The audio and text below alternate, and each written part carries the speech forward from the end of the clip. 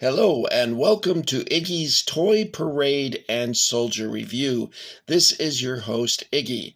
Hello everyone, I hope everyone's doing okay. Today I'm going to look at some Revolutionary War figures by IMEX. So before we begin, let's talk a little bit about IMEX. They are a company that was started as an import-export business or distributor of imported goods in 1974, so they're almost 50 years in business now. And they produce mostly 172 scale and some 132 scale of American historical figures. In this instance, we're looking at Revolutionary War era figures. On the top shelf, we have Colonial Gun Crew, and God, I have it backwards. On this shelf, we have colonial gunners, and a surefire way of telling is that traditionally they cast the British in red and the Americans in a somewhat medium blue. So since I goofed up and had it backwards, and we're on this shelf now, let's talk about the American colonials. These figures are very excellently sculpted. I really like them quite well. They're very good. Let's take a look at them individually. This one here, he's got what looks like maybe a 4-pounder, maybe a little heavier than that. He has I'm not going to make any jokes, don't worry. He has some round shot, that's what I'll call it, so I don't have to make any jokes. Round shot, and he's also holding one in his hand there. He has a musket on his back. And you know what's really excellent about this series by IMEX is they sculpted the colonials and the British in different poses, which really impressed me. For instance, since I started with this one, we'll take a closer look. Here's the American, and then here's the British. And you can see the British figure has his sleeves rolled up, and he's not wearing a slung musket, a sling. He's got a slingy slung. Slinky, slinky, the brand new wonderful toy. I'm getting off track, so I better not annoy. Let's see. So you show 3 round shot there. Oh, he's also got a sword on, the American.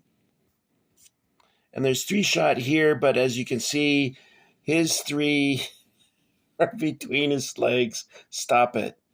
You guys don't get me started now. And he has a couple there, which is normal, and then one over by his foot. So that's great that they did separate poses like that. I really like that and appreciate it. A lot of companies would have just duplicated the same figures, but in different colors and called them British and Americans. And IMEX took the trouble and the cost of creating new poses for each. I say the cost because years and years ago, my brother and I tried to create a figure of a World War I stormtrooper, and we went to a shop that created molds, and he looked at our figure and he said, "Oh, I probably could make a mold for about 20,000."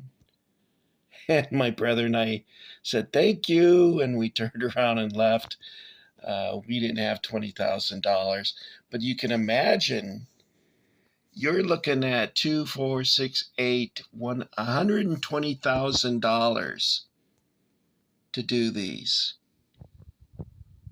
That's kind of a lot of quid.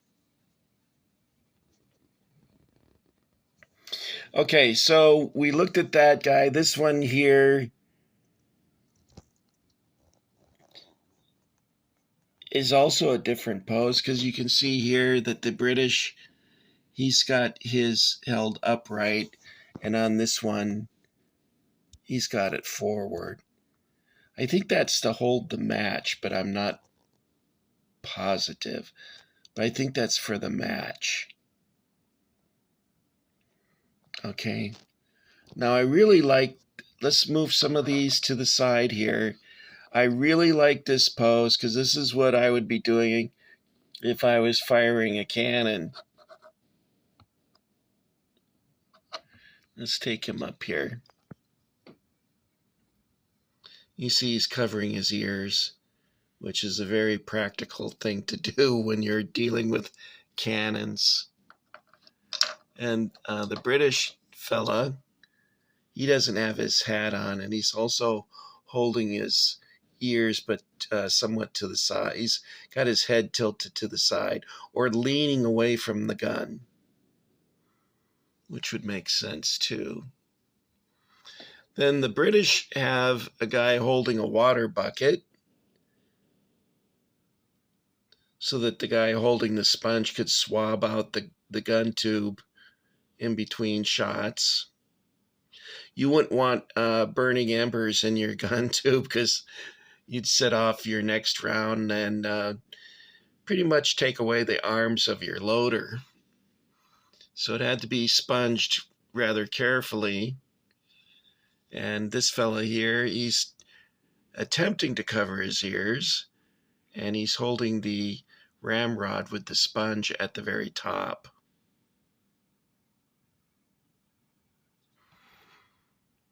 Now, if you have ever been to a reenactment, either Civil War or Revolutionary War, when they fire the guns, they don't move very much.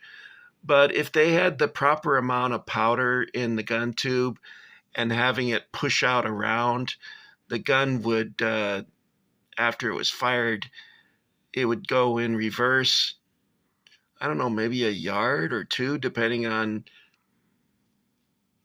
the terrain. But for every action, there's a reaction.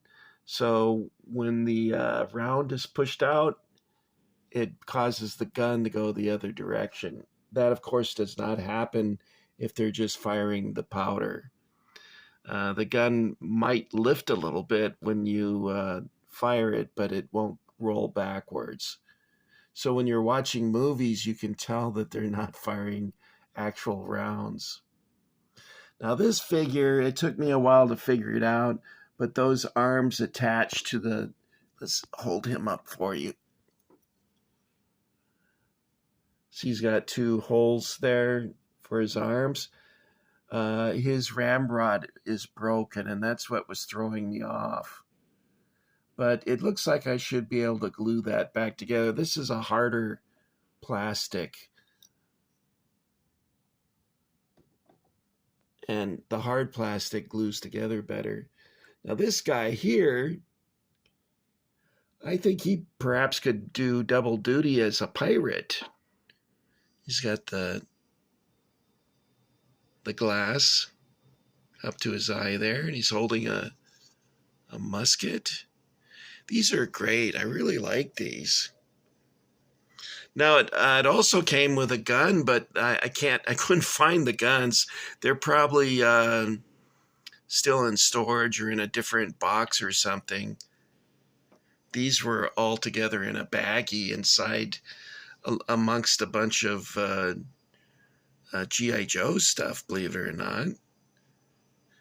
Like I said, I had to pack up in a hurry. I lived in Camarillo for 21 years, and when I had to go, it was because my mom had passed away. I was living with my mom.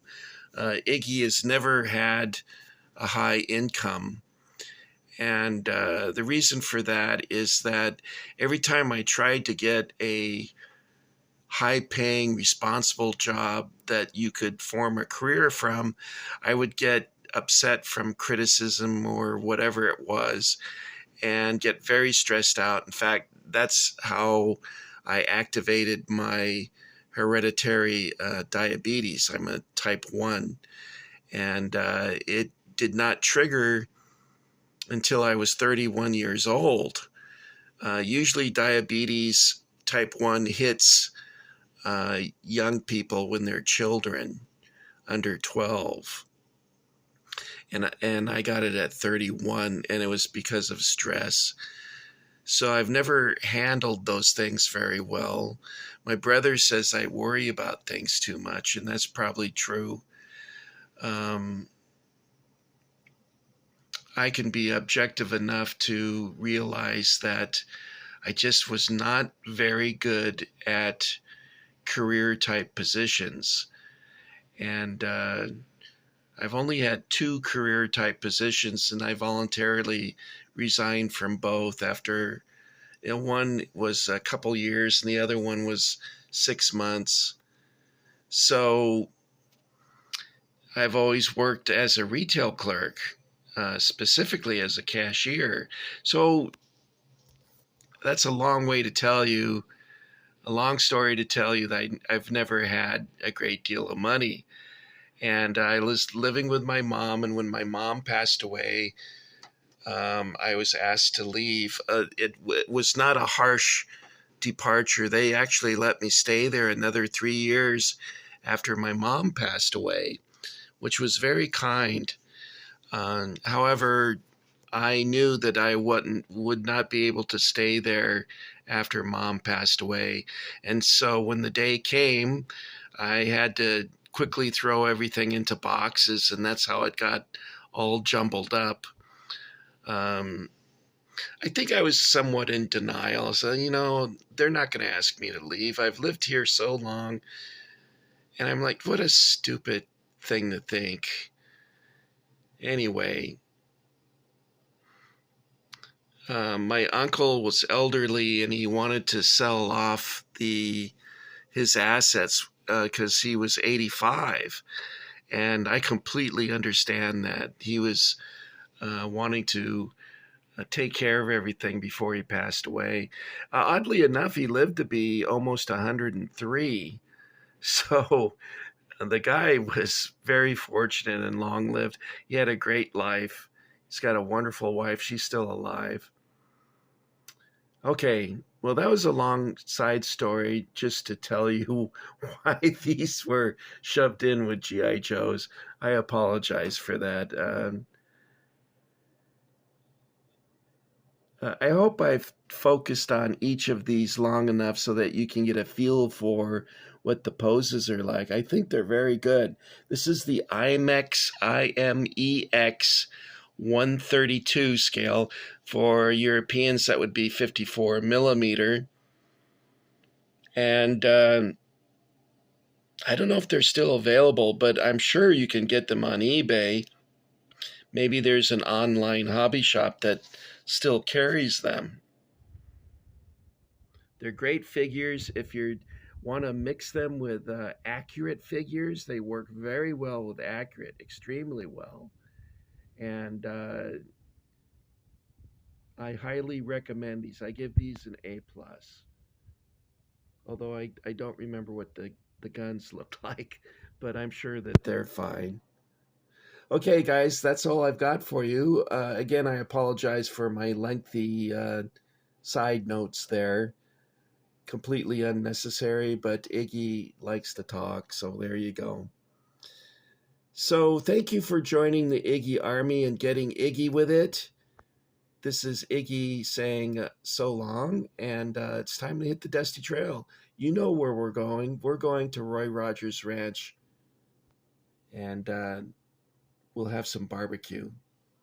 And hopefully Bullet and Trigger are there, because I love seeing them. Trigger is a great horse, and Bullet is a wonderful dog. And Dale's kind of hot, so there you go. So, happy trails to you until we meet again. Happy trail. I can't do that note.